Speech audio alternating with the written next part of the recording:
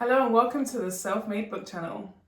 I'm Byron. I'm Bianca. So today is our news digest where we're going to give you a couple of stories that we found interesting in the last week or so. So, You go first. okay, cool. So my first one is about WhatsApp. They've created a payment terminal. It's interesting. I thought that was cool as well. Okay. So it's been tested in Brazil at the moment. Yeah. Because of the economy there and how businesses trade and so on and so forth. And I thought it was really interesting because can you imagine just doing your Transactional WhatsApp. on WhatsApp? So it will work in a very similar way to how using a credit card would work. Sure. You will still have to, pay a transaction fee. Yeah. So it's meant to be between consumers and businesses. And I just thought it was a really, really interesting story. It's been beta tested in India. That's done and dusted now. It's moved to Brazil. But one thing I'll find it that have you ever used Facebook Pay? No. Have you ever heard it exists? No. So I didn't know Facebook Pay exists either, and I don't have Facebook. So I mean, that's a good reason why you wouldn't know, to be fair. well, not really, because there are things that I don't use that I know about. Is Facebook Pay related to their shopping page? Because you can now load, part of they have like a Shopify type. I don't know the thing. details of it. Okay, I couldn't fine. explain it to you Okay, into fine. great detail, but Sure. there is a payment facility on Facebook called Facebook Pay. Okay, cool. And I just thought it was really interesting because obviously, WhatsApp is owned by Facebook and so on and so forth. And this will become part of its integration very shortly.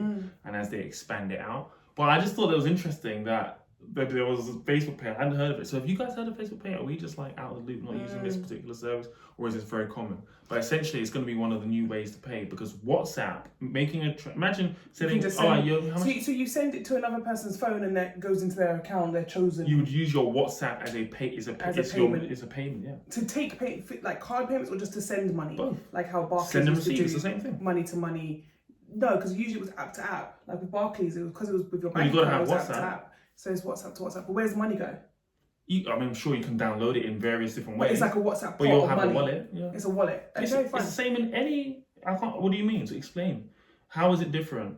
Every terminal, every platform would have its own way of storing money. Whether it's No, it's WhatsApp, whether interesting. it's So like a PayPal, whether it's a bank. No, I get it. I'm everything, just thinking it through because obviously when Barclays did it, where you could just you could ping money to each other, it was to your bank account, to your Barclays bank account. So I guess with this, it's like a new wallet. So it's like another PayPal, it's another online wallet system. Yeah, it's interesting because I thought it was China quite have interesting. had, I can't remember what it's called, but they've been using a system like that for ages, where they have this online. They can go to shops and they can pay for large purchases via this special device app that they've been using. So it's cool. So I thought that was quite cool and something new.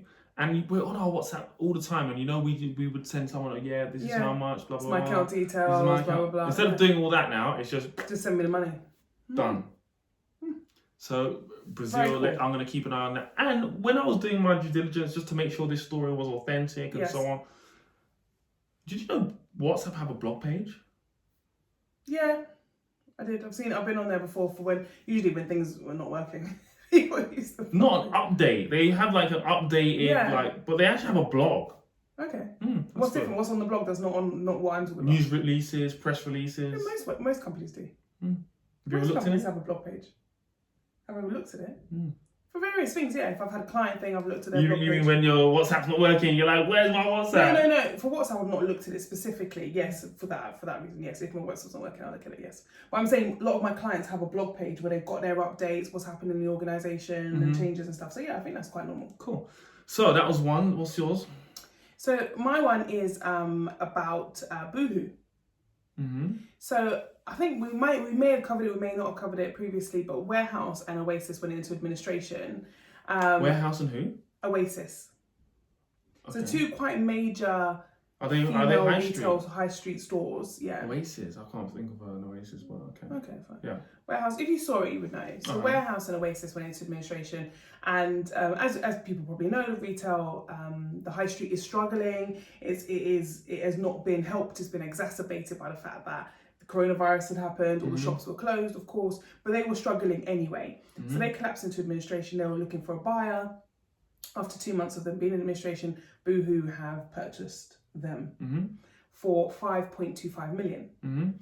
And this is in addition to, so Boohoo, if people don't know, Boohoo own a number of brands. So they own Pretty Little Thing, they own like a variety of different brands, but it Misguided and so on. But they also bought Coast and Karen Millen.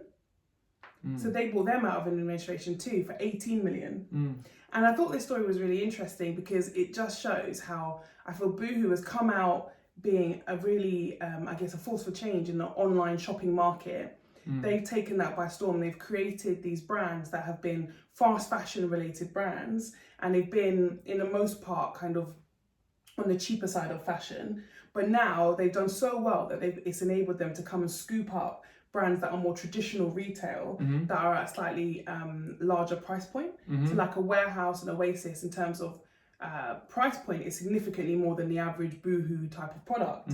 But they've managed to really capture that online market, and I just think it's really a testament to the work that they've been doing, to be fair, in terms of, you know, branding and building, you know, the Misguideds, the Nasty Girls, the Boohoo type brands online via influencers and via the Instagram and the internet, and they've just really shown these retailers a new way. And I just think it's such a great story because it just is an illustration of the fact that we all need to be thinking more innovatively. You can't just think, I'm, you know, Debenhams, no one's got into administration, is having issues. You can't just think, oh, I'm Debenhams, you know, I can sit back, I've got this big high street presence. That's not enough anymore. So it's a really, really good story. So they're saying they want to compete with Zara, basically, as the online digital competition for Zara in terms of having a variety of different quality brands. Yeah, absolutely. Is Boohoo quality any good? As a matter of opinion, I guess. Okay, we'll leave that there. They're PLC, right? Yeah. What do you know what they're trading at the moment? You have a look while I talk about the next one, yeah. Cool. Interesting.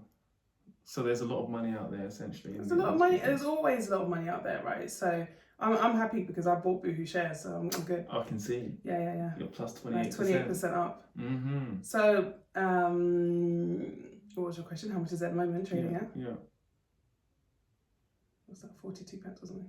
£4.40. Oh, what's that? Press buy. Oh, yeah. Hold on, do one. Yeah, £4. Yeah, £4.23. Yeah.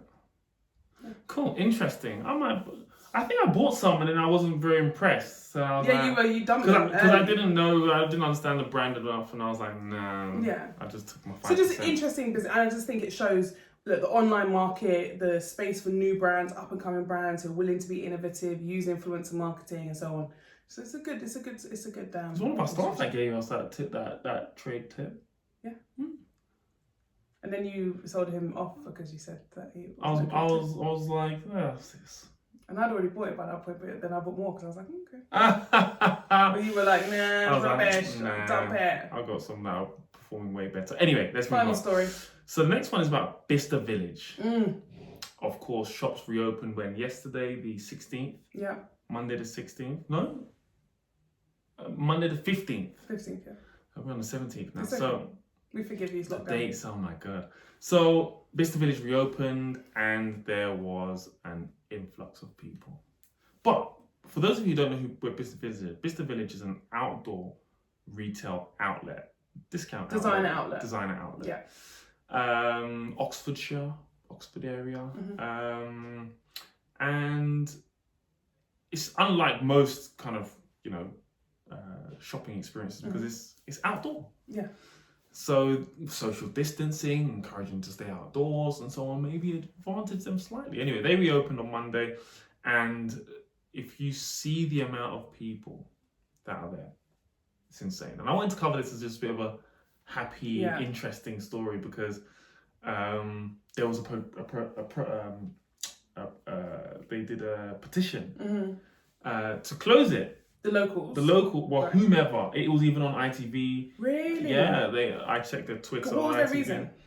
They are not practicing safe social distancing, essentially. Right? And it was packed.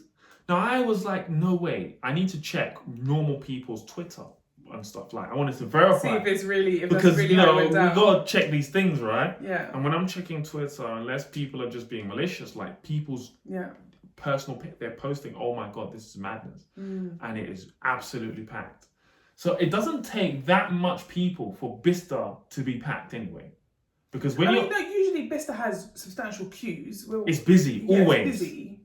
And queues for certain stores, especially on the weekend. But even just walking through is busy. Not like the pictures I saw. But it's not ghost town. Not a ghost town. So social distancing, and it's not a wide space. Sure. So social distancing will always be tough there. So I don't know what they're gonna do. I love Bicester. I feel sorry for them because I feel like, no one was prepared for the influx of customers that came on Monday or Tuesday for shopping. So if you look at the news, Primark's queues are ridiculous, Zara's queues are ridiculous, Adidas, Oxford Street was just really and people just wanted to get out and shop, and so you can't. I have a few friends that was in Selfridges shopping. I was like, I've completely forgot these shops are open. Yeah, it did. Well, or there wasn't a priority for you to go there, but people want to get out. They want to start Everything's shopping. online.